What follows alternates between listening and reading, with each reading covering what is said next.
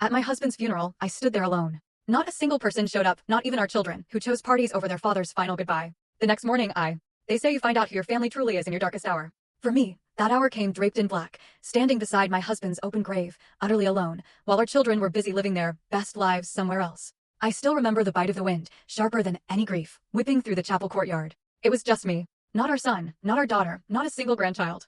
Just me, by George's coffin. The funeral director, a kind but flustered man, kept glancing at the empty pews, then at my face. He cleared his throat. Would you like us to wait a few more minutes, Mrs. Holloway? No, I told him, my voice steady, though my heart was not. Start. George would have hated a delay.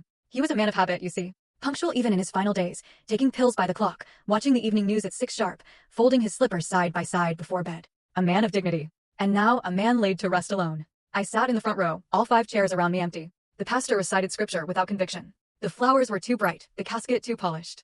I couldn't stop thinking how George would have laughed at the fuss, then frowned, asking, where the hell are the kids? Where were they indeed? A message had come that morning. Our son, Peter, a one-liner. Sorry, Mom. Something came up.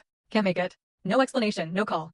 I could almost see him at his office, or more likely, on a golf course with clients, pretending his father's death was just a small blip on a busy calendar. Our daughter, Celia, hadn't even bothered to message. She'd left a voicemail 2 days earlier, breezy as a spring breeze. Mom, I really can't cancel my nail appointment, and you know how anxious I get with reschedules. Tell Dad I'll visit him next week. Next week? As if dead men wait. After the service, I walked alone behind the pallbearers. I didn't cry. Not because I wasn't grieving. I had been grieving for months, but because there's a kind of sorrow so deep it sits motionless inside you, like an anchor. And that day, I was already buried under it. The cemetery was nearly deserted. One old groundskeeper watched from a distance, hand resting on a spade. The coffin was lowered. The prayers whispered. Dust met wood. Wood met silence. I stood a while after the others left, my heels sinking slightly into the earth, the wind catching my coat. The headstone would be placed later. For now, a simple plaque with George's name.